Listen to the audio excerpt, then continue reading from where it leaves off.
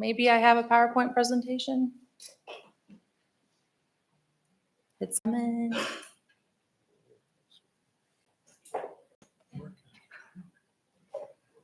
There we go. All right, perfect. Except I have to turn this on.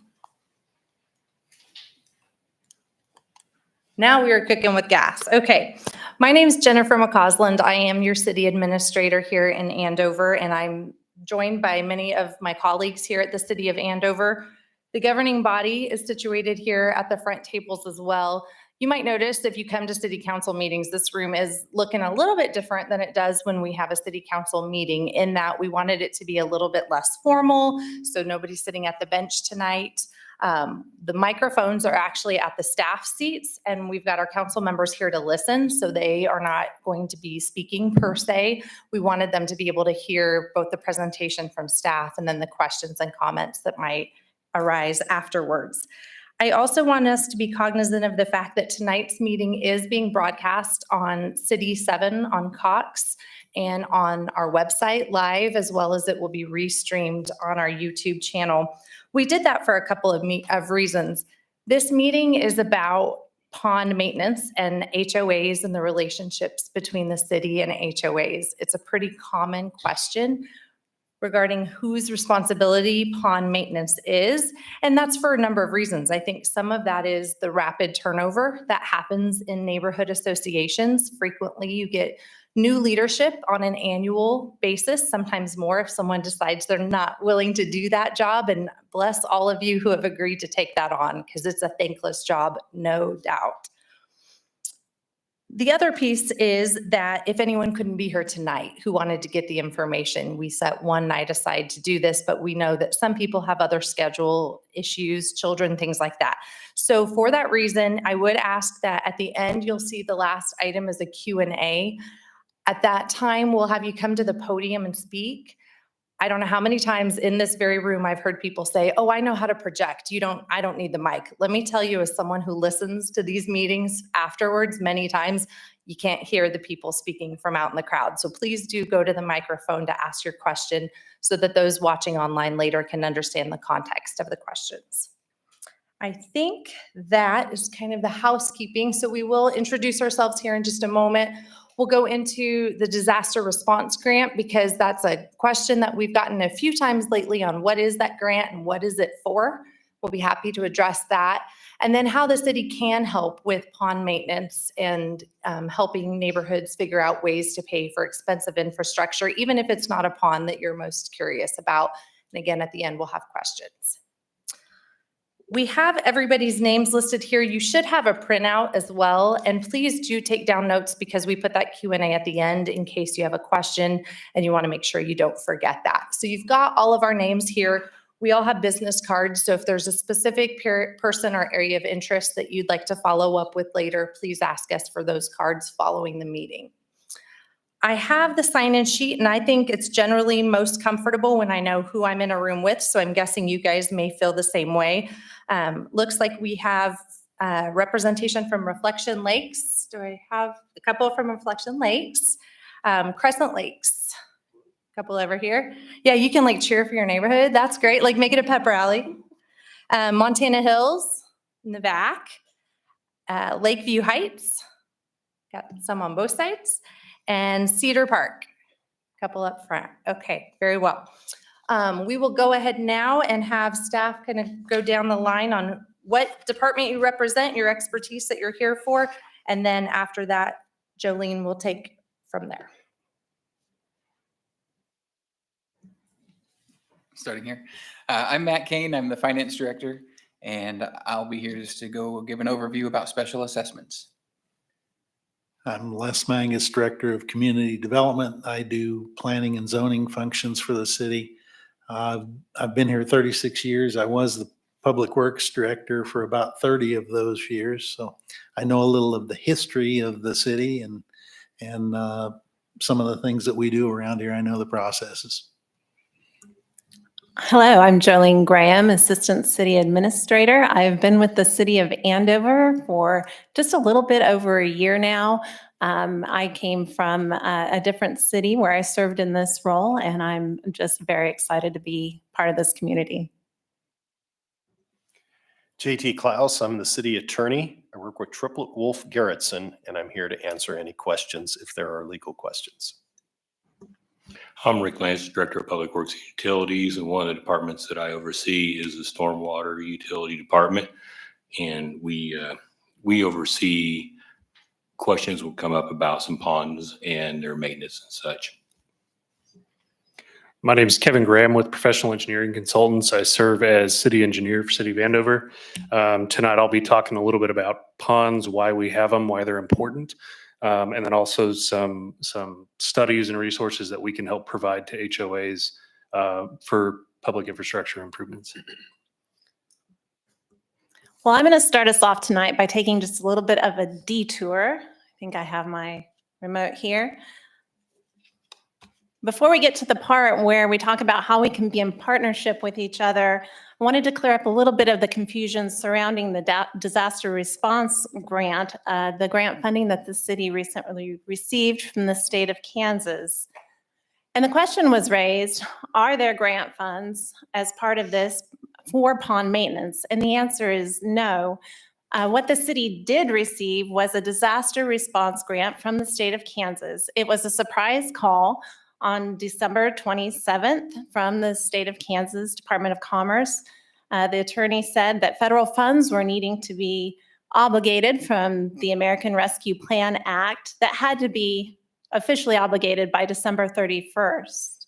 So he said that a memorandum of agreement from the Kansas Department of Administration to the Kansas Department of Commerce had been issued, and then also that a grant agreement would be forthcoming for city council consideration. Both documents limited the purpose for the rebuild of the lodge, which you see currently undergoing construction out here in Central Park. I do have hard copies of both agreements, or if you want to grab one of my cards, I'd be more than happy to share those documents with you. So for the city's purposes, we had earmarked certain funds for the rebuild of the lodge that was destroyed in the tornado.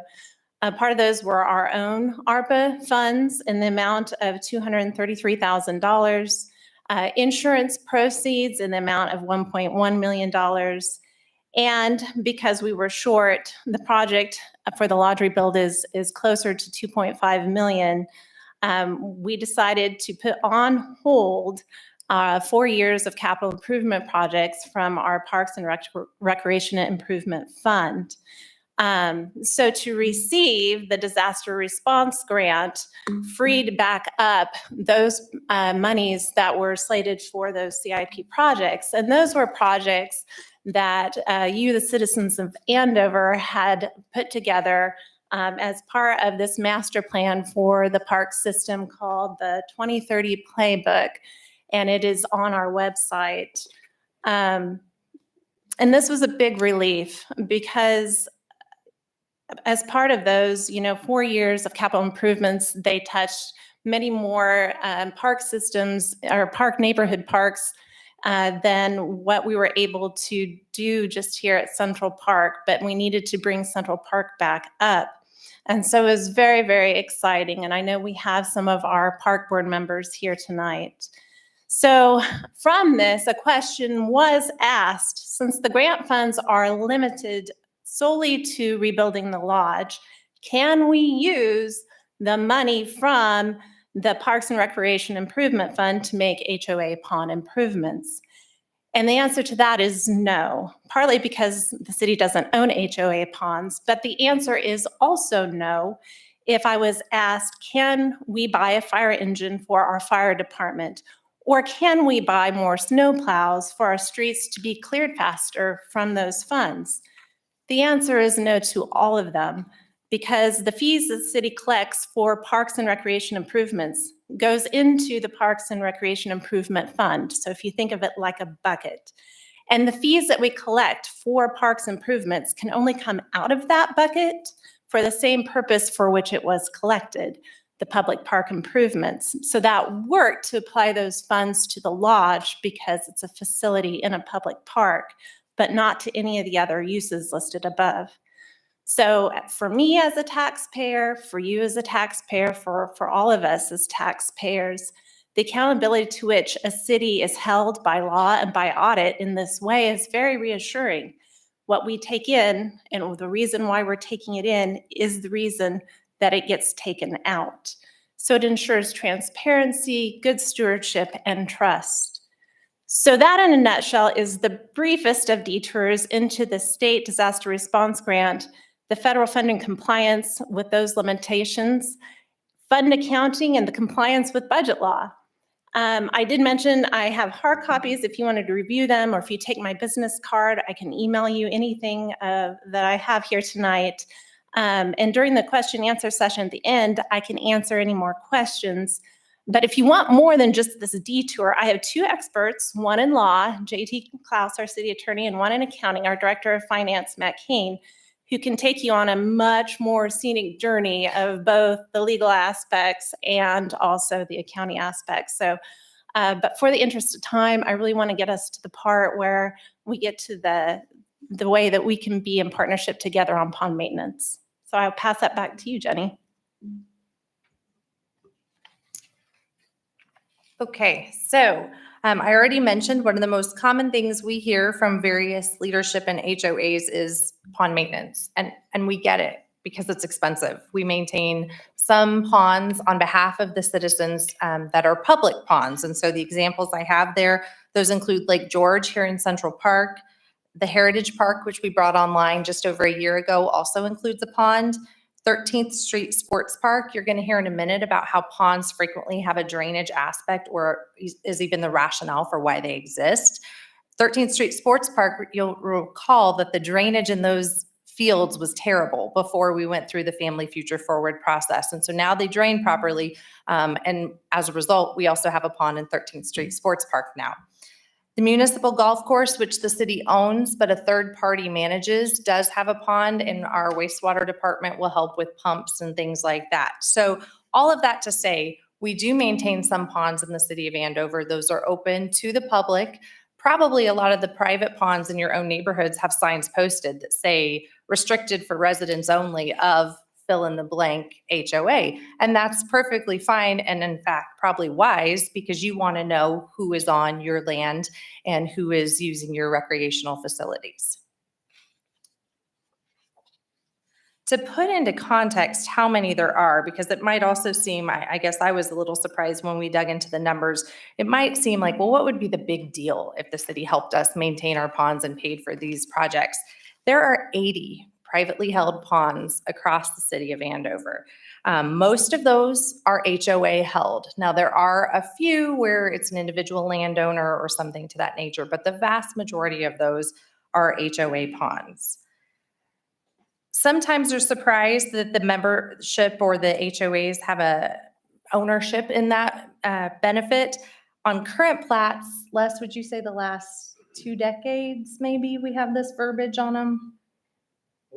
Okay, so for more than a couple decades, we've had verbiage on these plats and we've got bolded kind of the key point here, but that this land, these ponds are owned and maintained by the developer, their the lot owners association, and or their assigns. So some of you may think, well, my neighborhood's older than 20 or 30 years old, so I don't have to worry about that. It's also law. So a little bit of government geek speak is that when the governing body up here passes ordinances, what that means is they've passed law for the city of Andover. So if you think about the fact that most of your neighborhoods, actually, I'm going to go ahead and say all of your neighborhoods, have signs that say 25 miles an hour. But you might go to a neighboring community and it's 30 miles an hour in the neighborhoods. That's because the governing body here has decided 25 miles an hour is appropriate for our neighborhoods, and that other local government decided 30 was more appropriate. In the city of Andover, and probably most communities, at least in this area, there is verbiage that indicates that the owners of private drainage ditches or ponds must maintain best management practices, and that includes, but isn't limited to, buildup of silt, repairing bank erosion, maintaining vegetative cover, the cleaning of inlets and outlets. So now I am not going to even attempt to get into the technical reasons for why we have ponds and how we can get into the fixing. That's why we have these experts here. So Kevin, our city engineer, is going to talk to you a little about that.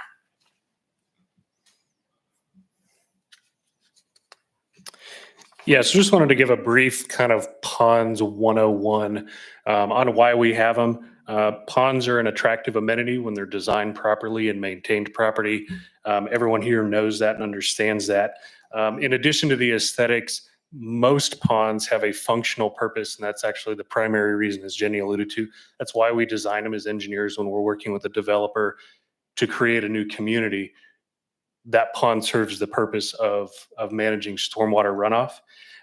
Not to get too far in the nerdy engineering weeds, but when it rains in a field, a lot of that water soaks into the ground. It takes a lot longer for that water to get into a stream or a river when it falls in a field. When you develop that, you add houses, you add streets, you add pavement, impervious surfaces, that water gets to the outfall faster, and there's a larger quantity of water that gets to that outfall faster. So when we design ponds, the main purpose is just to control that increased rate of runoff in a flow rate and a volume to the outfall, which is usually the lowest end of the site. When we design these, we design them to match to existing conditions. So any engineered pond in town in this area, generally anywhere that is an engineered pond to serve for detention purposes, it is sized to match existing conditions. And so the engineer who's doing that development will actually model that in an existing condition and a proposed condition as a part of the plat. You know, that engineer has to prove to the city that we're not making things worse for anybody downstream or upstream with our development.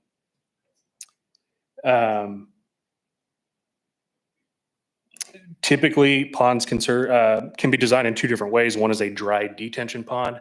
We don't have as many of those around here. That is basically a vegetated depression. It's a hole in the ground. Not super attractive, and they're kind of cumbersome to maintain, especially in residential areas. What you see more commonly is a combination retention detention pond, where everything below the normal pool or the water surface elevation is just retained and it just sits there forever or evaporates slowly. But generally that is permanent storage. Everything above that water is detention, designed to control the rate of runoff from that development. Again, in a residential application, a large majority of them are wet ponds, detention, retention, combined ponds. And one of the things just to show on this graphic, because one of the issues that comes up a lot with ponds is erosion and sediment. And so that sediment is collected basically in the bottom of the pond. Some of it can get suspended and carried through the pond, but generally it's not high velocities moving through a pond. So if it rains and there is sediment accumulated, it settles into the bottom of the pond. One of the primary sources of sediment buildup in a pond is actually from stream bank erosion. It's very windy in Kansas, and that water slowly just sits there and beats against the side of the pond. And you can see in a lot of ponds around town, you actually see that cut back on ponds. You almost get that vertical shelf. That's from wave action in the ponds. There are, when ponds are designed and constructed, there are things you can do to prevent that erosion.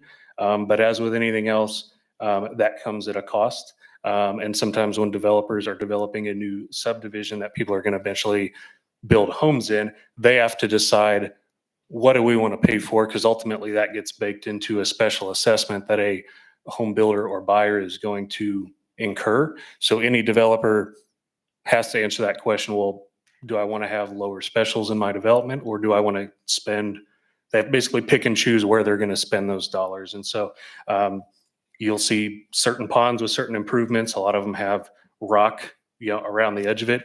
A very expensive improvement, but a very well-performing solution. But again, when ponds are built originally, sometimes that's put in the design, sometimes it's not.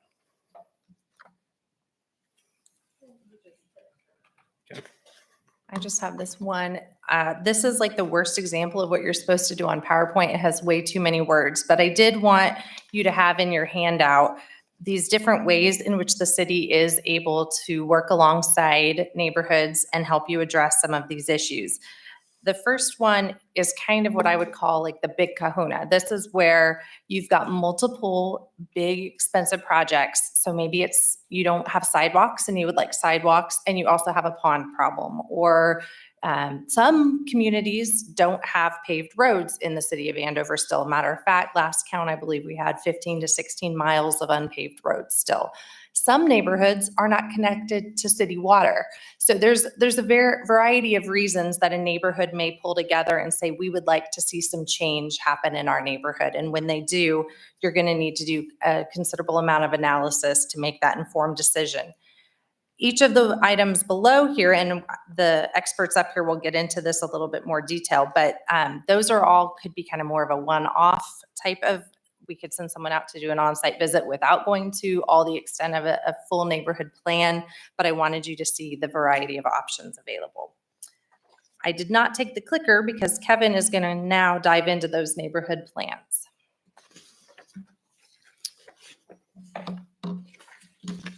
So yeah, as Jenny mentioned, typically this is, again, the more robust formal plan that the city and partnering with PEC can develop for neighborhoods. Again, this is commonly when you've got multiple infrastructure needs. Example given on this, maybe you need streets and a water line.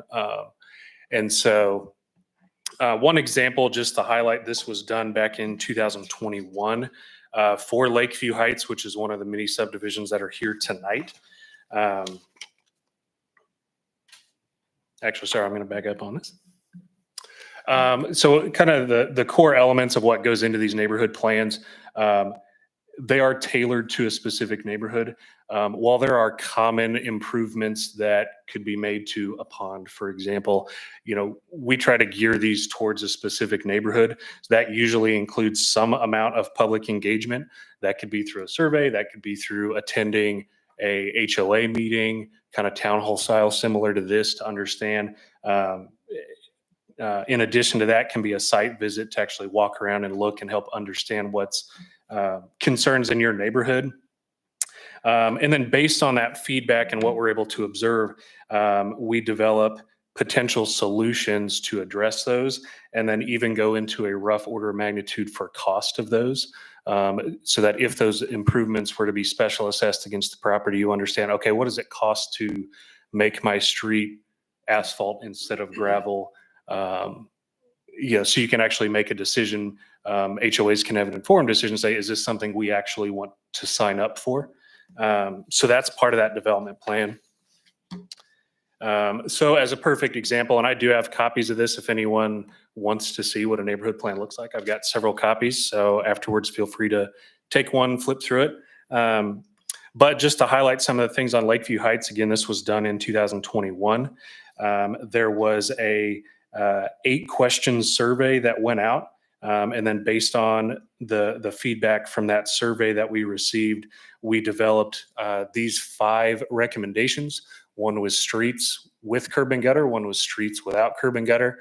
There was a low water crossing, which was a street that often flooded in heavier rain events, and repairing that. And then the last 2 were related to ponds. One was dredging, which is removing sediment from the bottom of the pond beneath the water surface to make the pond deeper. And then the other one was bank stabilization, which is often, again, that rock that you see around. There's other solutions, but these are the options we looked at here. We developed estimated costs for all 5 of these options. That was in this neighborhood plan and presented to the HOA. And then the ones that are highlighted in blue are the improvements that were actually made. So PEC and the city worked together to prepare construction documents for those. Went and hired a contractor, the city hired a contractor, and made those improvements. Those improvements were made in late 2023. And the cost of that was split between the city of Andover and the residents of Lakeview Heights, funded through a street maintenance fund. As Jolene mentioned, there's different buckets of money for different purposes. And so those street improvements were funded out of the street maintenance fund on the city's end.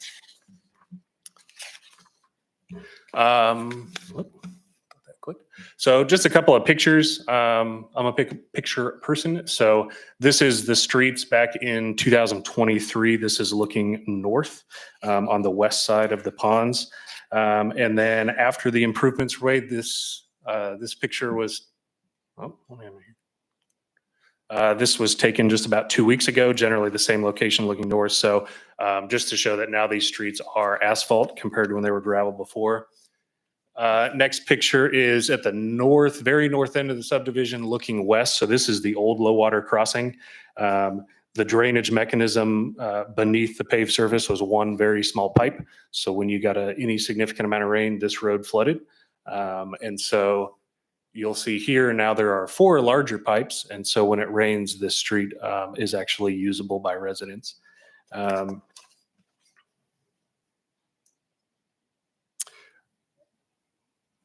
And like Ginny mentioned earlier, so obviously as a part of the neighborhood plans, a site visit is included in that.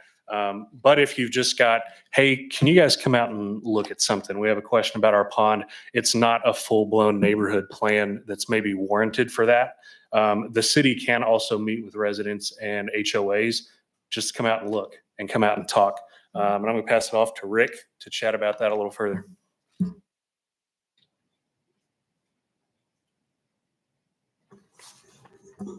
Okay, as Kevin mentioned, our stormwater utility department will come out. We've met with a few HOAs over the years. We've also met with just individuals that just had some concerns about their HOA's pond or whatever, and we've looked at those and gave some advice or direction to some resources that are available out there on where they can get some information or products that can help with their ponds. There's a couple vendors out there that we're aware of. As Jenny mentioned earlier, we also have ponds that we take care of. So, we buy a lot of the same products to take care of our ponds too. We can do some limited water quality testing. Right now it's more constrained. But as time goes by, we will be able to, with our new waste treatment plant, our new lab will open up the door to we can do a little more testing in-house. We also have a certified drone pilot, and we've started flying some of these neighborhood ponds.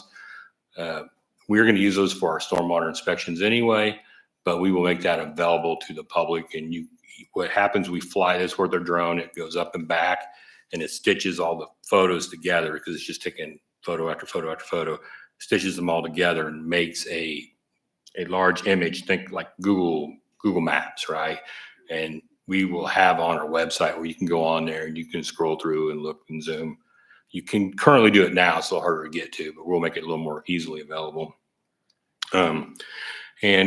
We also, like I said, we have a list of resources that we can hand, and I actually have some with me tonight if somebody would like some of those resources that are available to you. And again, we will come and visit with your HOA and look at your pond. You can grab my card and schedule an appointment or whatever times work. We already have one set for next month in May. We also can give a little bit of advice on what requires additional permitting. When you're dealing with water and water bodies, you got to be a little careful. A lot of times these stormwater ponds are built on floodways and floodplains, and you are limited what you can do there. We can help you with that and guide you to some additional people to talk to if there's some questions in what you can and can't do in those areas, and get you to the right person to talk to, because it can be kind of daunting when you start trying to figure out who you need to talk to at a state or federal level.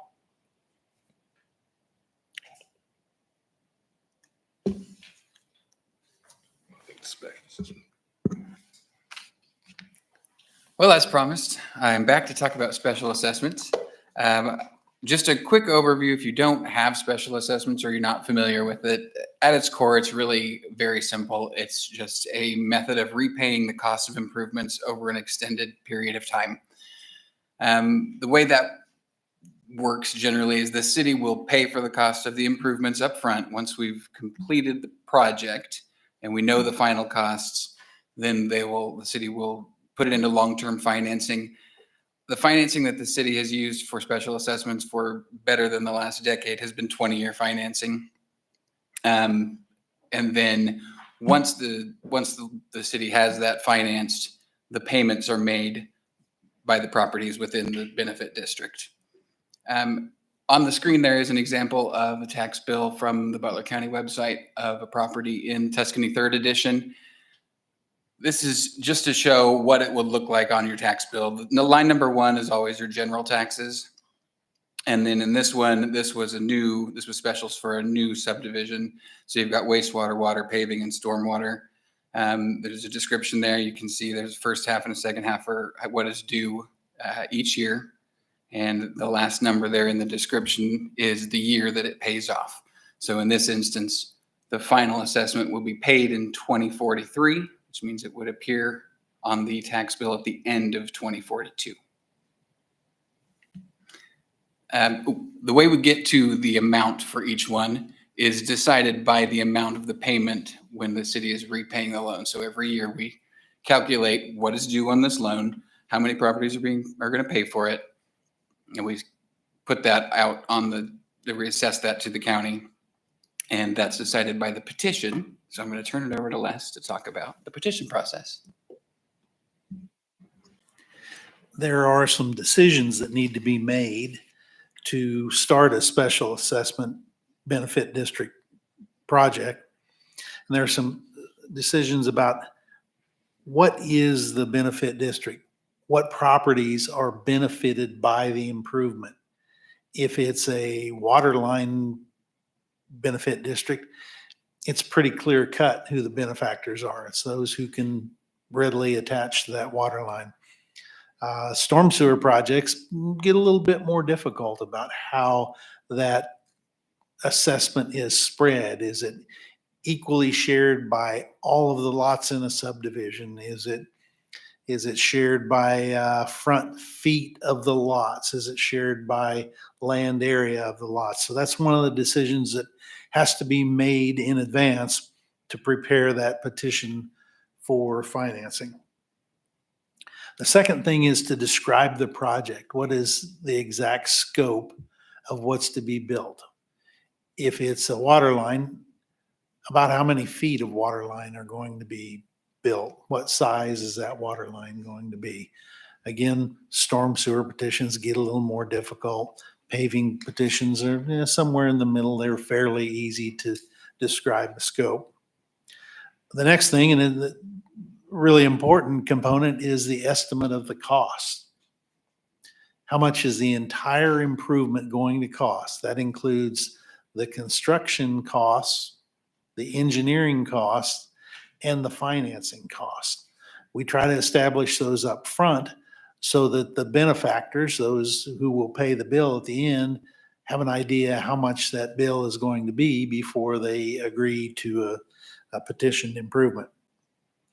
I talked a little bit about that method of assessment. The state law offers several options as to how the costs are spread. Generally on new subdivisions, it's divided equally amongst all the lots in the subdivisions, but when we get into after the fact kind of projects, sometimes there's some debate about how that method of assessment is established. And the final thing is the signatures of the majority of property owners in favor of an improvement.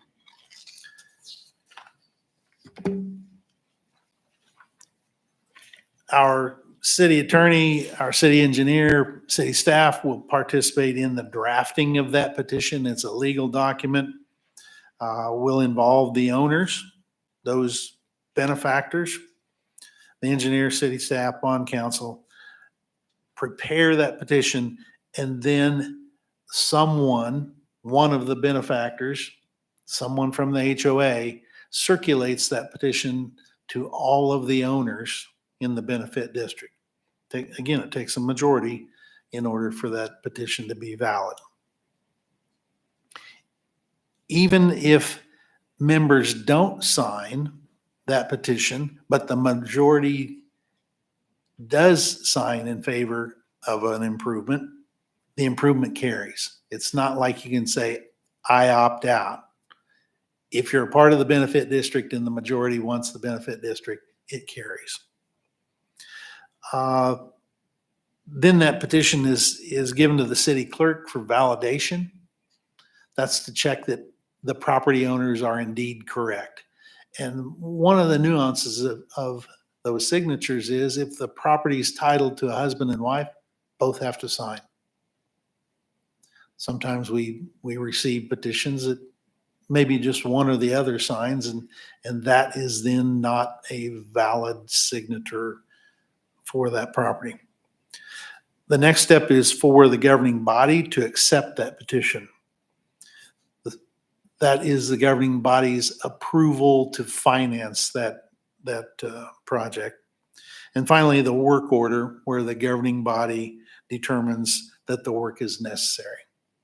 The process takes some time. It's not an overnight deal. It can last months and maybe even years to get all of those signatures or to arrive on a cost of a project that is palatable to those benefactors.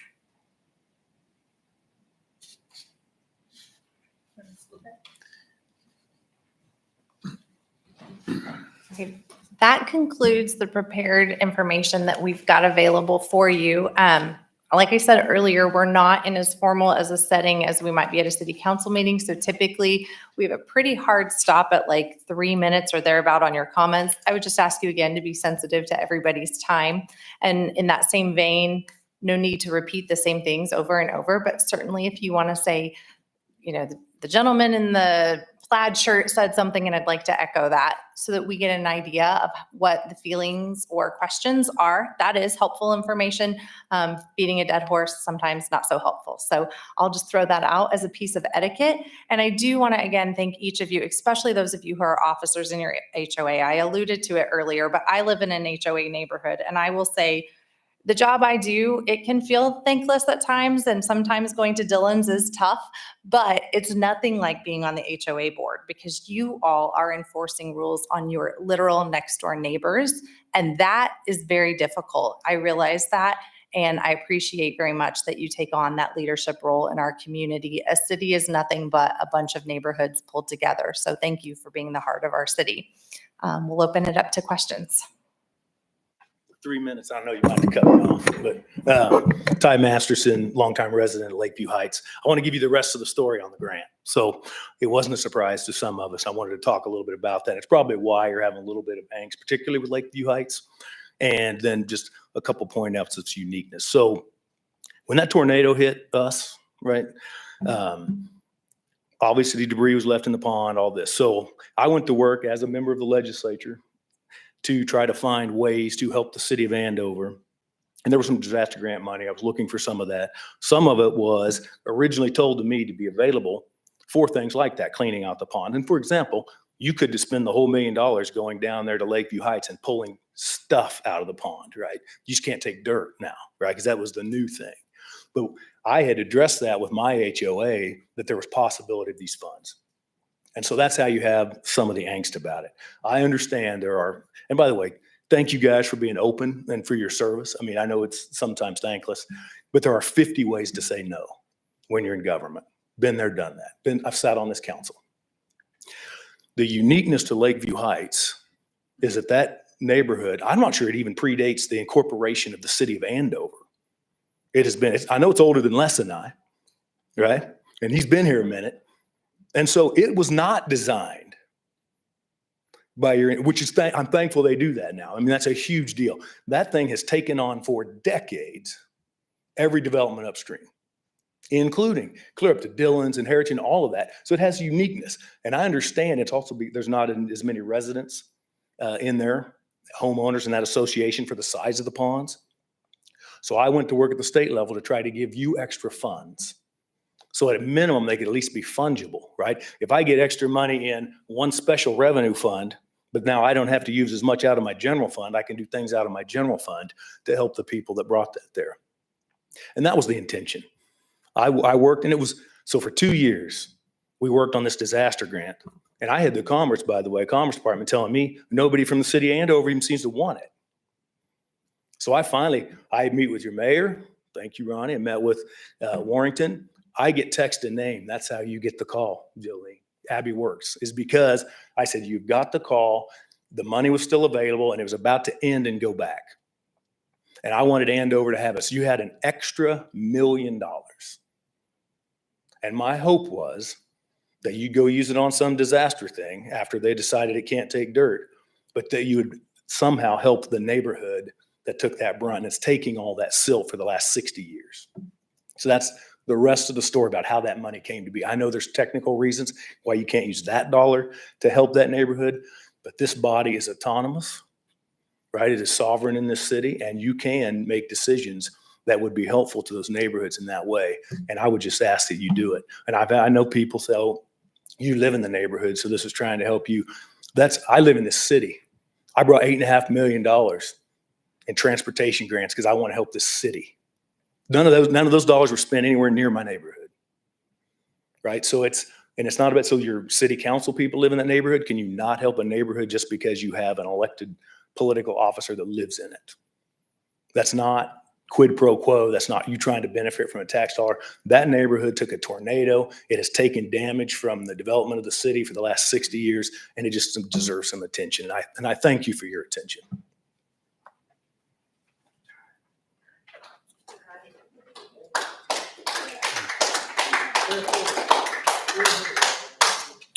Greg Schneider, I'm the HOA president for Cedar Park.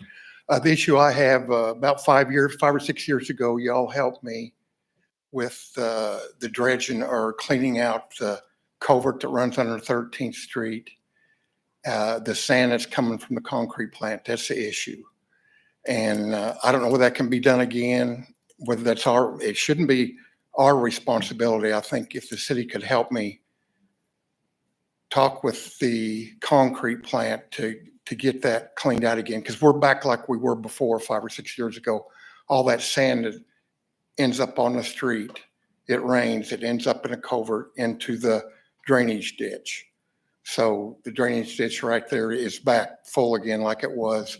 And it's also reached all the way around to where it enters our pond over the concrete embankment. That's full of sand too. I don't know whether whether the company could help us with that too, but I don't think it's our responsibility because it's not our, they're causing the problem. My opinion. That's all I have.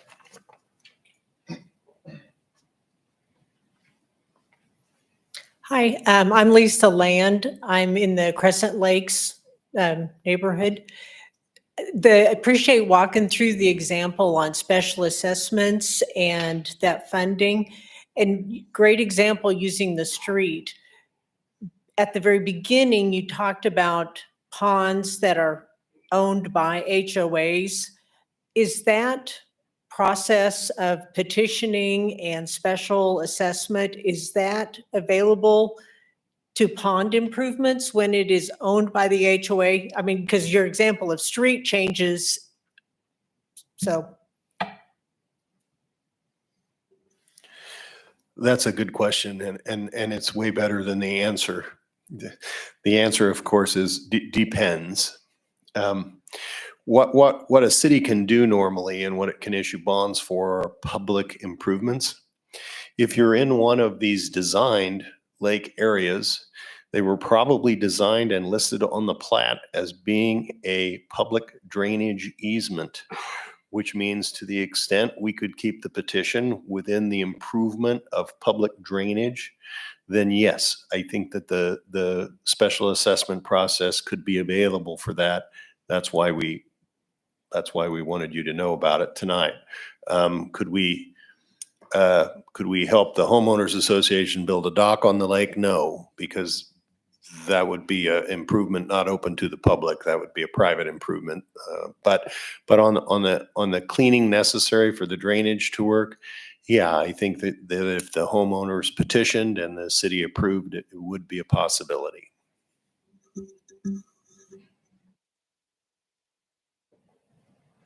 I just had my name's Doyle Shannon, and I'm in Lakeview Heights.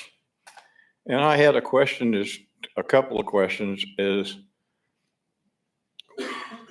is the source of all the sediment that comes into Lakeview Heights ponds caused by the parking lots and the neighborhoods that are above us, north of us, okay? What will happen when they do the Kellogg expansion? Is that in your current plan?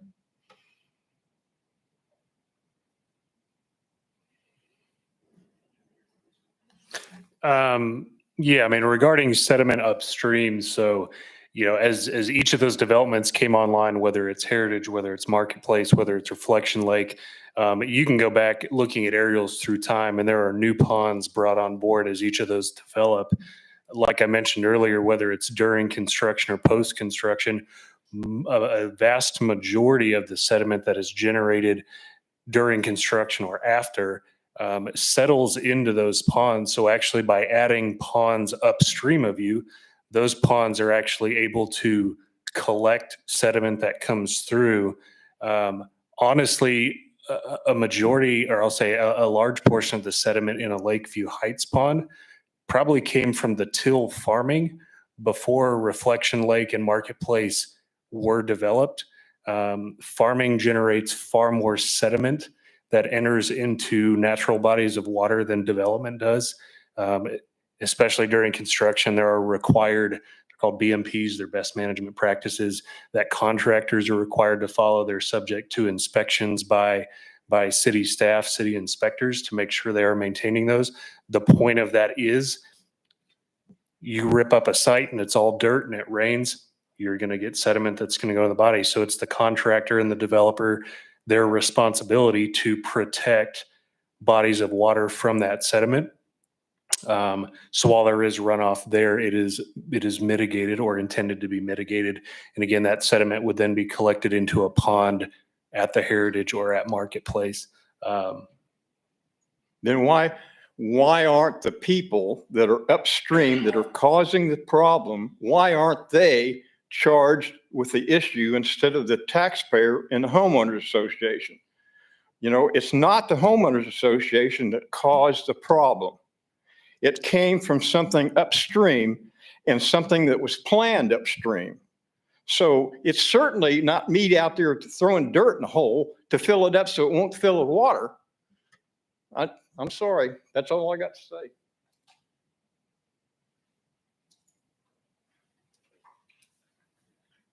Hi, I'm Anna Warrington. I'm also with Lakeview Heights. And so thank y'all for coming tonight. I know this councilman, I know that you have another heart and soul that you put into the city, and it's just another night on your meeting. So I appreciate that. And I appreciate the city for organizing this for us. Echoing what Doyle was talking about, some of the questions that we have it's been very clear and stated repeatedly that it is the HOA's responsibility to take care of the ponds. So we're downstream of pretty much everybody with the exception of Tuscany. And so my question is, well, one of them is, what are the regulations? Where did we find regulations? We were developed in 1956. And so well before any of the current permitting or regulations are put in place for development. And we have a pond, but it's technically a tributary that runs through to 4 Mile Creek. And so what are the requirements for the ponds upstream? How are they held accountable to do their pond maintenance so it doesn't come down to us? Because this is coming out of our pockets. This is a lot of maintenance that comes out of our money that we're cleaning up everybody's mess. And we are required to because we are registered with the Corps of Engineers, our tributary and our dam. So it's not as though we can just ignore it because we'll get all of it anyway, not just the silt, not just the debris, but we get everybody's trash, we get everything on top of everything that's left in the pond from the tornado damage.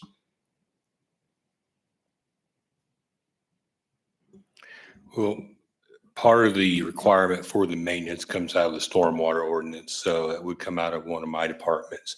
We do look at a certain percentage of outlets and inlets of the stormwater system every year. We're required to by KDHA and EPA rules. And when they do that, they look at a lot of those outlets, outfalls are into stormwater ponds. So they're looking at those. If we get a complaint about a pond, we'll go out and look at it too. And then we will reach out to the HOA if there's an issue with their dam or something along that lines. Usually what happens is we get a call from a resident that lives on the pond or the HOA and is concerned about bank erosion and so forth. And we talk to them about how things they can do to try to limit that bank erosion and try to repair it. Ultimately, the city does have the ability for most of those others to make those improvements and assess it back because of the way the plating was done. Yours happens to be a little different because you were outside of the city of Andover when it was built long before those requirements were put in. Like we established, it's been over 20 years now. But there is an Was ordinance. there, and I don't mean to interrupt, but was there ever a time when those regulations and all of that came, is now standard? Was Lakeview Heights, is it safe to say we were just grandfathered in and we didn't have to meet those requirements? Or, I mean, I don't understand how I don't understand how we're in the situation that we're in and then nobody knows how to fix it. So yes, you were more or less grandfathered in as far as when you got annexed in, you had a development that was pre-existing to the annexation. So what was there was brought in as it is. If that was a vacant piece of land today, it would go through all those processes that Kevin and Les talked about in the process of developing it and going through and doing the drainage study and developing the plan for the pond, the infrastructure improvements and all that, and the plating would have all been in place. I don't know if that answers your question or not. Well, so I guess when we had our conversation at the neighborhood, thank you again for making that appointment with me. We talked about everything coming downstream. And again, what is the accountability for the other HOAs or any pond or any drainage, any stormwater at this point? Because there's no way for us to pinpoint where anything is coming from. I mean, y'all can't even do that, but it is. And again, I don't want to, I know a lot of people are here for their individual ponds, but we had our neighborhood plan. It was $1.5 million in order for us to do the pond and the bank restoration. So then we were getting to the point where we're figuring this out. We are actually maybe even considering water quality, which we did never expect to get to that point, playing with, we had fish, we had trying different aerating, all of these different things to try to get to that point. And then the tornado came through and the city was fantastic. Thank you for the resources and all of the help to get all of the debris out. But that is overwhelming for us to even know where to start to get this, honestly, this required waterway that we have to keep clean. Therefore, that's why we went to the state. Had we ever thought that us doing all of this work to give the city of Andover $1 million for tornado relief, that our neighborhood, we were the ones that did it. Ty is the one that did it. Our neighborhood is why Andover has that $1 million. Nobody from the city ever even applied for it, even after knowing it was available. It was never even applied for. So we were under the assumption that it wasn't needed. So for us to not even have any consideration to bring our pond and this waterway up to speed, it's an opportunity to do that. I want to just clarify a couple things real quick. The city didn't apply for a grant because we were not told, and maybe some people have some inside information at the state, I don't know, but there was no posting of disaster response grant and you could apply for this if your community was hit by a tornado or anything like that. We certainly didn't have an application that came to any staff member or that we found on a website or that the county emergency manager who we worked lockstep with said, this is available, and we said, we don't want to apply for that. I That was under never the impression happened. that y'all did receive it, and then when it was discovered that the money was not going to go towards the taxpayers, it was rescinded. And then it was given back at the end of the year before the money was going to be No. no The longer only available. guidelines that we received never indicated anything about any neighborhood or any waterway, ever. And so we received documents from the Department of Commerce that have a scope of work that you can use those funds for. And that scope was never anybody's neighborhood pond, ever. No, and I don't think that anybody was ever implying that or was ever thinking that. It was, and I think Ty was clear when he said he got it for Andover. But again, it was for Andover. And for Andover, the lodge is a public building that served all residents. And we felt like the lodge was the And it was, appropriate. I feel like in those documents, it actually is specific to the lodge, which Sorry. then opens up $1 million to be reallocated. Well, so the $1 million is specifically required to be used on the lodge. Right. The money that the city had reassigned in order to finish the lodge as a priority came from all the other capital improvement projects for 4 years in the city parks. That's parks money.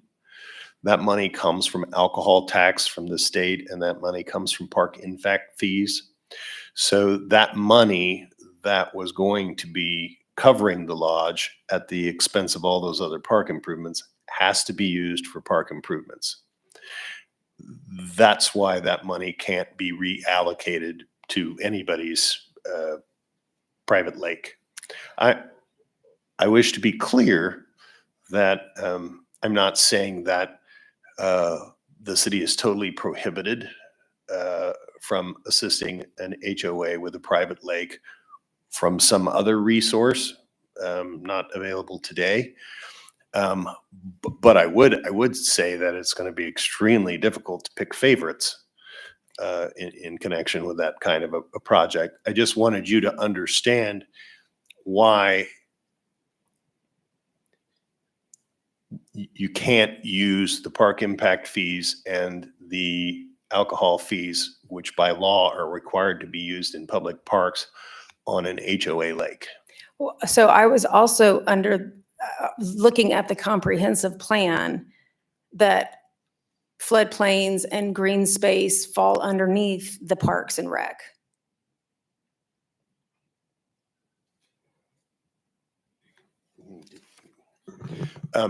It has to be spent on a park. Okay.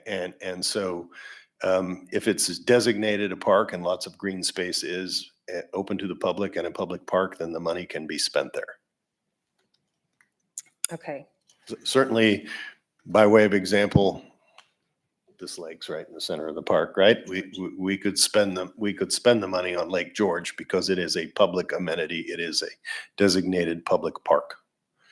Okay, so going back to our HOA and talking about this meeting, maybe I didn't get it didn't register. Would the city help us and the HOA protect our investment of constantly cleaning up everything that's coming down through our tributary?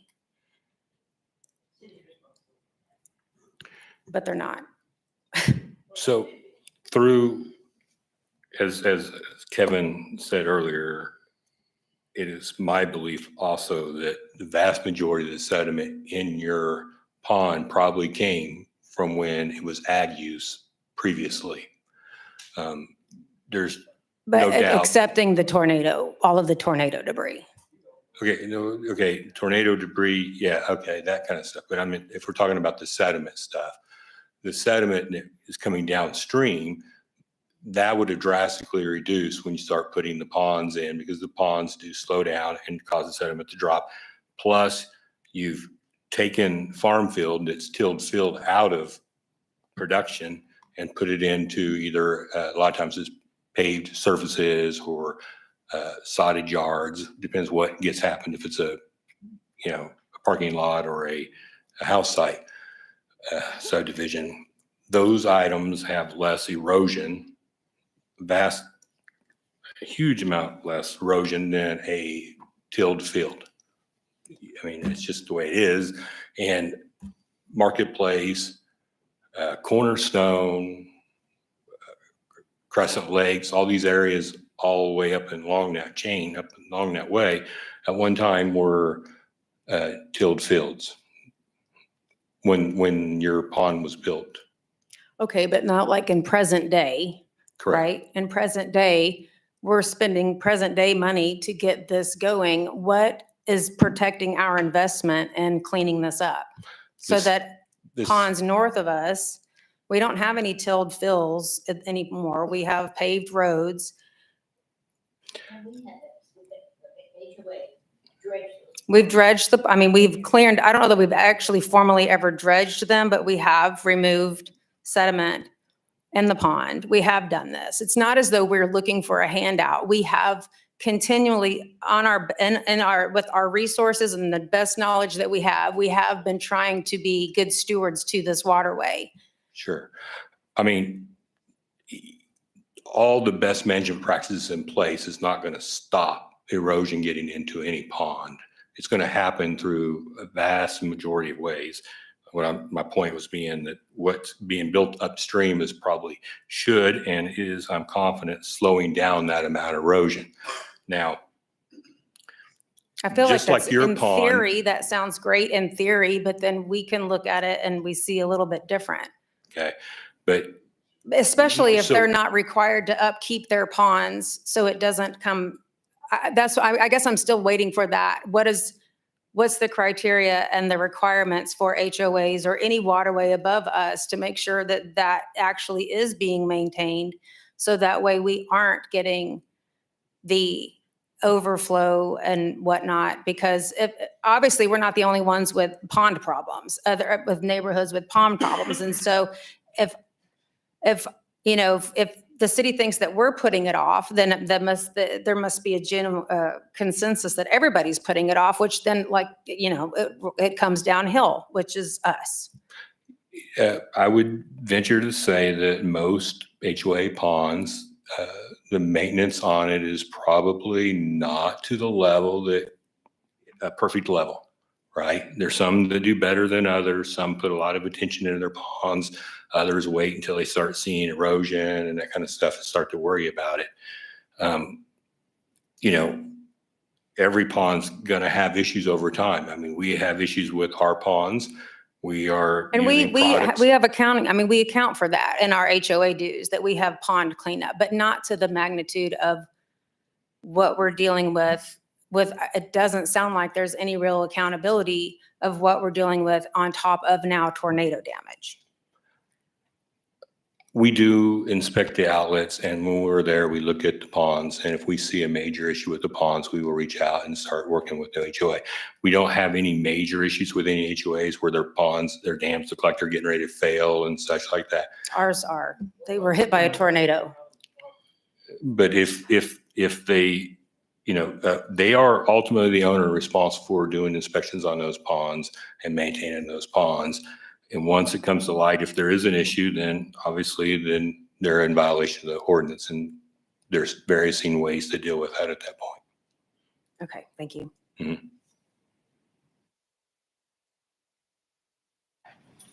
Hello, live in Reflection Lake. So part of my history, I guess, that I've seen around here, clear back in the early 80s, maybe even late 70s, those ponds, as they're being called on the other side there, Lakeview, were nothing more than just a little puddle. I mean, I remember being across there and you could walk all across them and they mowed them and everything like that. The picture you even showed of the old waterway only had one single outlet. Then it had to be replaced by 4. Well, something caused it's my understanding that there's not supposed, and I don't even live in Lakeview, but it's my understanding that I can't put water on your property any faster than it used to. So why do they need 4 outlets if they only needed 1 in the past? Number 2, I do live in Reflection Lakes. So Reflection Lakes has a large, approximately, and I believe she used to live in Reflection Lake, 20, 25 kind of area of rock on the north-south side of the road there, Minnehaha. And a couple times the city's been out there and dumped large boulders in there and such like that to slow the water from being washed out. That again is at least 5, 6, 7 feet below the top of the bottom of the waterway where it comes under the road. There's been times, I don't know, it's probably 6, 7 years ago when Andover to this end almost flooded. I mean, you had trash cans washing down the street. That road, I had pictures. My phone was stolen. I don't have pictures. The water was basically level with Minnehaha. The ERU problem is not any homeowner, because I believe even Heritage has built a retention or detention pond. I believe the YMCA has a dry retention pond. I don't know that Prairie Creek has anything of that sort. Back to that being tillable ground, back to the 70s, 80s, it wasn't tillable ground. There was cattle that walked all through all that area. So we watched it. It wasn't a tillable ground. Now there might've been tillable ground further north, but those 2 plots where Reflection Lake, Dillon's, all that right there, and then the other side was all grassland. And a lot of the silt was already in their quote unquote ponds. But the problem is the big group in the city of Wichita, I don't know about looking at my water bill. The city of Wichita, you get imposed a fee for an ERU. So your roof, your driveways, such like that, any water that runs off, everybody at the end there is shaking their head. And okay, so there is 0 retention of any water in the whole Dillon's, that whole area. There's nothing there. I was told the bridge acts as a slowdown process to the water. Where's the pond? Unless they just build it. There's then a maybe they just series build of it. ponds. They are not formed as what you may expect as more of a lake or a pond, Uh-huh. but coming from actually across Kellogg, there's a large box culvert that all the Heritage drains through. From that point, it is actually underground. So if you're thinking where the roundabout is, and a couple of those out parcel developments, there's an underground culvert there that then discharges. Where those bridge crossings are, those structures are actually restricted. So those open areas, this would be east of Dillon's, Mhm. those serve as ponds. They don't look like a traditional lake, but those structures are sized that actually in those heavy rain events, they do slow down water and those areas are going to fill up and gradually drain down. Not if you've ever been there when it rained, they don't. So to go back also, if you look, and I'm sure somebody has that ability to go back on Google Earth, and you can look at the dam that I reckon it was called a dam that created the north end of the pond at Reflection Lake. When that was decided to be taken out to create the whatever flow of water from Dillon's across to us and to Lakeview, there was a 12-inch pipe, give or take, 12, 14. I didn't go down and measure it. It was there. There was no other way that the water, so the water was going to basically back up. And when it got to a certain level, then it was going to run through that single pipe. So we're still kind of back to, they needed one single pipe to go into their low water bridge. We needed one single pipe to let the water out. But now when it rains just a little bit, it is such a rush of water where are they getting their silt now? I'm surprised they even have ponds. You know, again, the city has dumped rock in that 20 by 25 area, 25 by whatever, and it's 7 feet down. Well, it's 7 feet down 2 or 3 times. So, I mean, there's like 15 feet of rock and it's still 6 or 7 feet of all that dirt. That when that pond was built, that South Pond in Reflection Lake, a dual wheel, 4-wheel drive tractor drove around down there to create that. There's no way that, and the top of it was level with the ground. Now, I mean, it would be the mid of the tire would maybe be level with the ground because there's so much silt and everything that is silted in there throughout the short amount of time from where it washes under Minnehaha and from what has washed down from all the construction and such there in the Sunstone and Dillon's and all that. You know, I don't know. I drive by there a lot. I don't know where these ponds are, so I guess I'll have to do a better job of looking. But I mean, I don't feel like it's from the tillable land. I don't feel like it's from 60 years of, I feel like it's from the last, however long Dillon's has been there. And they're not holding the water on their ground. I mean, I don't know, somebody could probably do a flow test and we'd probably have an idea of, I mean, we drill holes to figure out how hard the ground is and everything. So somebody probably did some sort of a flow rate, I would guess. And there's no way it's the same now that it was prior. And so however it's slowed down, it's not slowed down enough. And I don't know how they would do that, but it just wasn't done.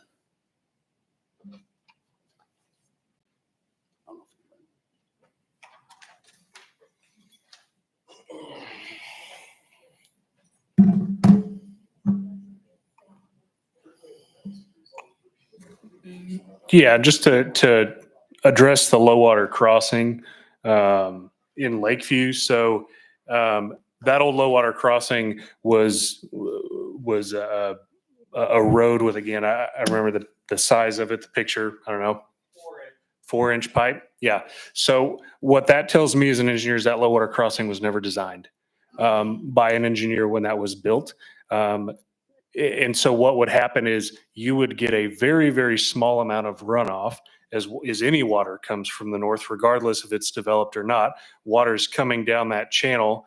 It's going to hit, you now basically have a dam at that low water crossing, and its only relief point before it overtops that road is a 4-inch pipe. And so in any rain, probably almost every rain, it would overtop that road and you would not feel comfortable driving over that road. That was a lot of the feedback we got in the neighborhood plan was, I can't drive across that. You know, we have to put out barricades every time it rains. And now we only have one point of access to get out of our neighborhood because of this low water crossing. And so the second picture that you saw, that's what it's supposed to be designed to handle. So in a 100-year rain event, and that is a rain event that has a 1% chance of happening in a year, not necessarily that it happens once every 100 years. It's a probability. You know, that road will still likely overtop, but those pipes are sized so your typical rain event, you can still drive over that. And if you needed to get out of your neighborhood, if there was an emergency, you can still drive over that in a typical rain event. And so pre versus post, it was very easy to look at and say, there was a road here and good thinking, we need a pipe to be able to drain through this. That pipe was never sized based on any kind of hydrologic model for runoff rates because the result of that model would not be a 4-inch pipe. If the guys in the AV room, Mr. Rackley would like to show the pictures he'd sent earlier today, if you could pull those up.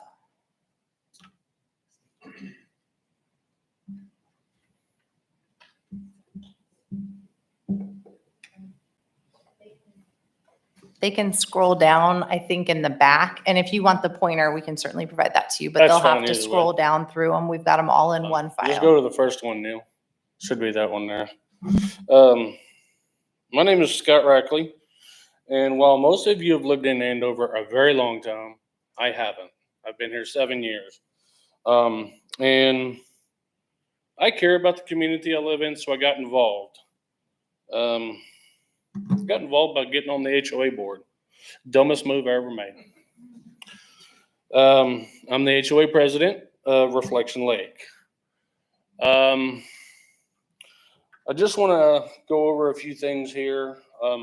City staff and elected officials, thank you for your time. This is not easy. I will try not to beat y'all up too much. So my first order of business is I remember, Les, a couple years back, I come to you about the pond and was asking about what do we do with all the debris in the pond? Could I set up a fence to kind of collect some of that trash? And I was told, and correct me if I'm wrong, but if I put a fence up, whatever floods on the other side of that fence, the HOA is now responsible. I don't know about y'all, but my HOA, we're not rich.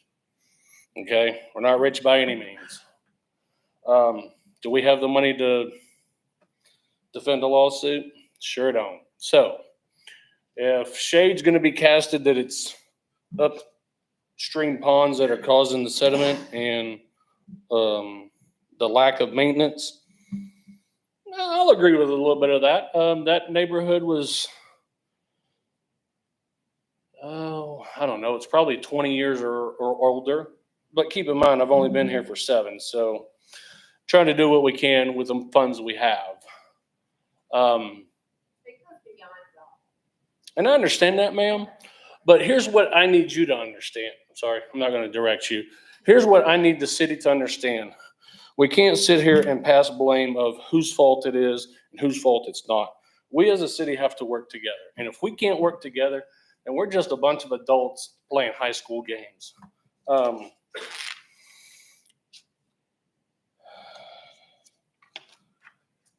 We talk about Lakeview Heights and the drainage. It said it got split. That's good. I'm glad the city helped them out. But my question is how much did the city pay for that? A reoccurring question, who paid for it? But let's just go to this. Tornado, okay? April 29th, 2022. Oh, I don't know about y'all, but I got some PTSD over that day. And this first picture you see here is sheet tin. I don't know about none of y'all, but my house don't have sheet tin on it. There's some probably outbuildings further south of town that probably had them. But that's in our trees in our pond. Neil, can you go to the next one, sir? There's another picture of it. You can see it pretty clear there. Next one. Wow, more sheet tin. Now, once again, that actually looks like a rain gutter. I'll pull it up on my phone. Tornado came from the south, moved northwest, I believe it was northeast, yeah. So once again, that didn't come from our neighborhood. Next one, Neil. There you see the debris. Keep going, Neil. Let me pull that one up on the phone here.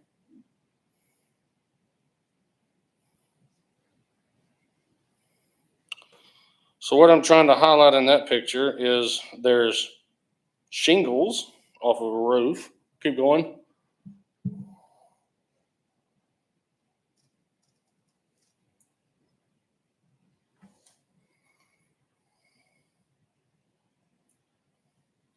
There's a nice chest.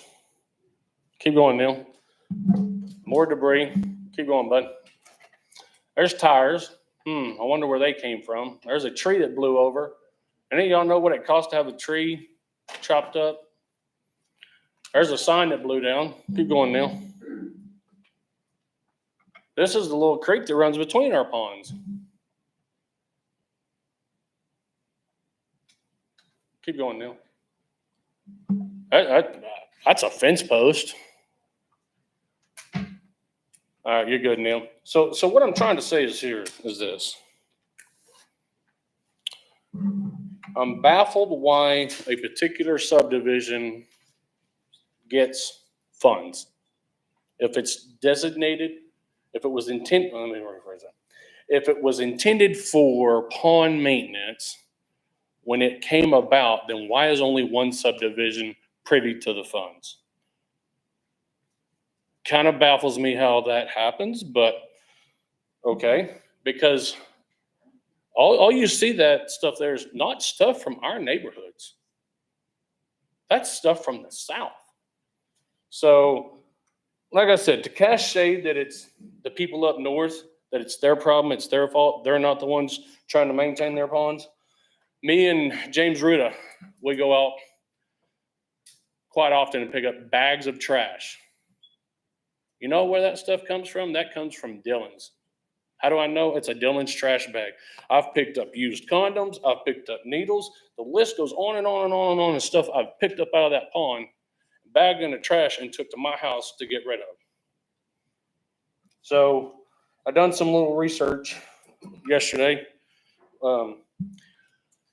You had mentioned, Kevin, that the box there at Applebee's and Atwood's, I tried following it the best I could. It all flows down. And I get that because that's stormwater. So we're good there. And I'm not trying to beat you up, nothing. But here's my thing. Like I said earlier, we all need to work together on this deal, whether it be the city, whether it be the HOAs, because if not, at the end of the day, we're just a bunch of adults acting like high school kids. And it's quite honestly a little bit of embarrassment for me and for the city of Andover. I get that there's certain things you can and can't do with that money. That's fine. Totally agree. I've sat here and watched you guys go through budgets. I've sat here and watched you guys spend money for the last 4.5, 5 years. I don't think you do a bad job of it. Do I wish that maybe we could get a little bit of help? Well, yeah, but that comes in resources. That comes in just knowing people in general. So at the end of the day, my point I want to get across is this. We are a city that's got to come together. Tornado debris is going to be there. Your sediment's going to be there. Your trash is going to be there. Does it cost money? Oh my gosh, it does. $18,000 to $20,000 for an aerator for your pond. $120,000 to $175,000 for riprap around your pond. $18,000 and some change for a sprinkler system to help with mitigating the erosion. All that costs money. Now, like I said, my HOA is poor. Now we got money. Don't get fooled by that. But our assessments are $300 a year. Got 226 homes. Quick math. That's like $67,000 a year. You have all your bills coming out. Where on God's green earth do we think we're going to get the extra $150,000 to $200,000 to do all this with? So there's got to be some grants. There's got to be something that we can get guidance on. I don't know that having a senator try to help get money is quite the best way to do it, but just my opinion. I'm not from here, so I won't get in a shooting match with anybody from here, but where I come from, you kind of took care of stuff on your own, and it sucks. It sucks. It's part of it.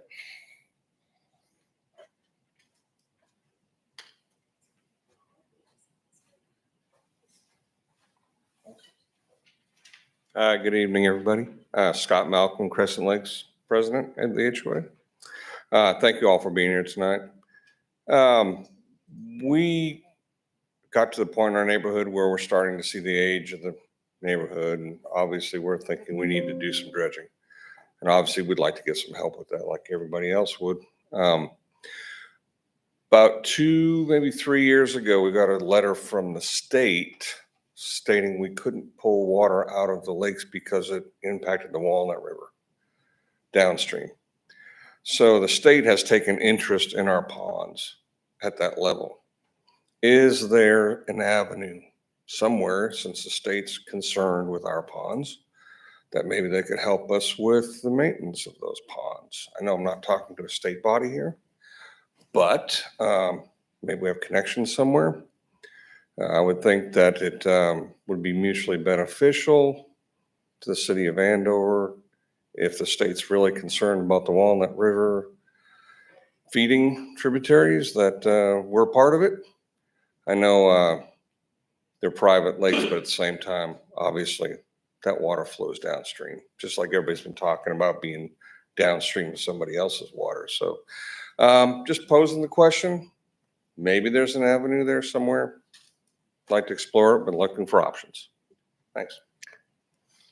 I'm not aware of any state grants right now for that. I believe what you're referring to, the letter you got would have been referring to diversion of surface water, probably. They were worried about that, yeah.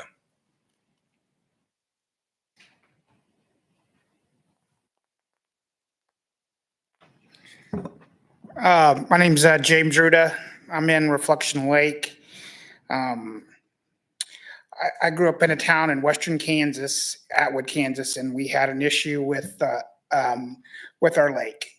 And they got like a community, and I know it's kind of hard to get people to get out, but me and Scott, I probably go out there once a month and pick up trash and stuff like that. It would be nice to have some of these businesses that like Dillon's and Atwood's, if they maybe could get some of their employees or something that we can kind of work as a community. And we did this in our community when I grew up.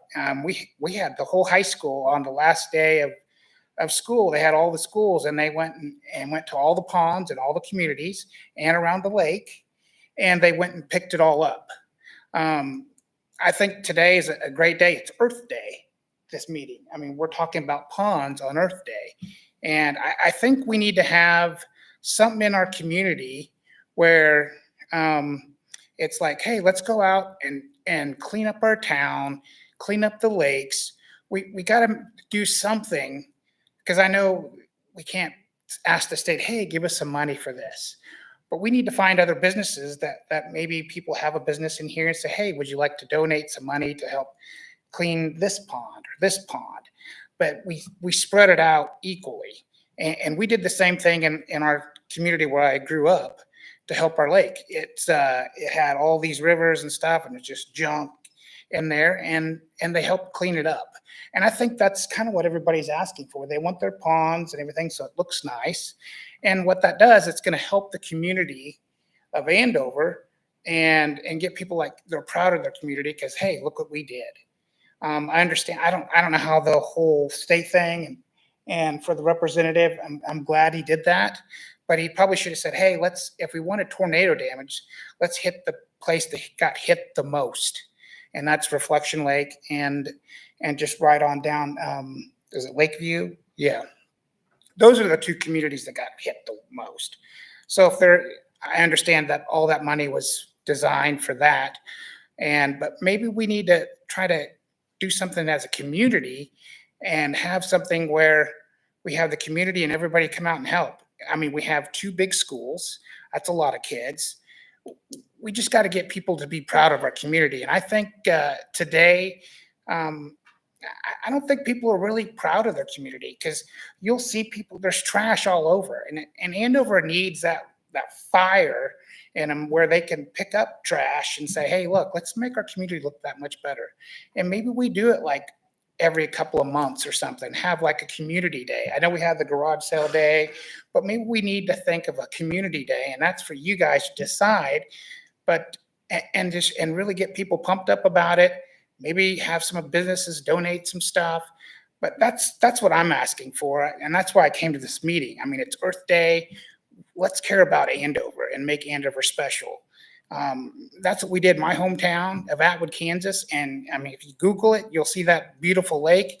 And that was done because of a community. We made it special. And I think Andover needs to do the same thing. That's all I got for you. Thank you.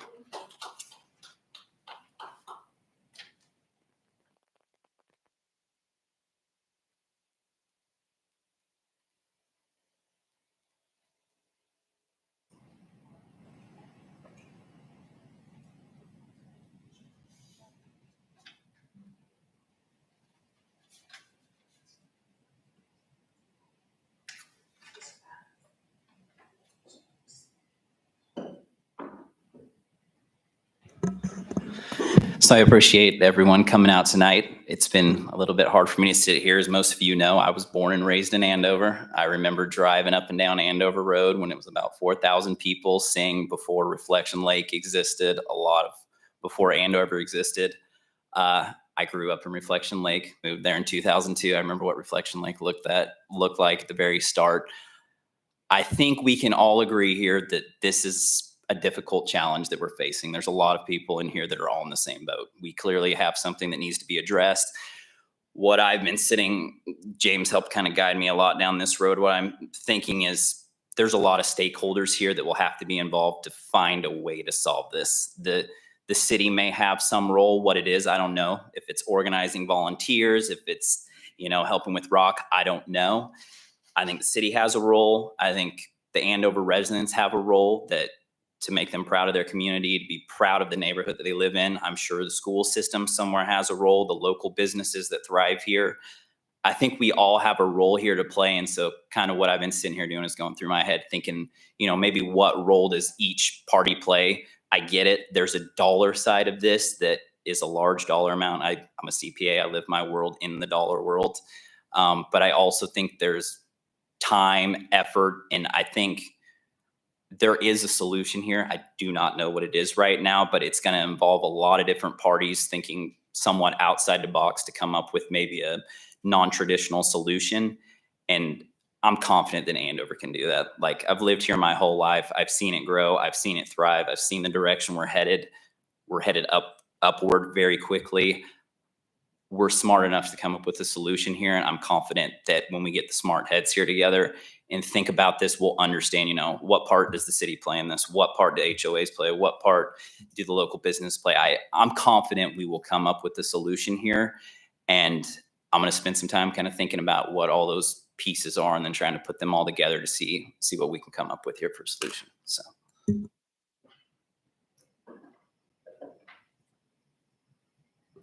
Okay, it looks like there's no more questions, so we're not going to keep everyone in the room if there's no more questions. Staff will certainly stick around, and I would guess some of the governing body members as well. So thank you for coming tonight. We appreciate your time and hope that this has been helpful information. Thank you.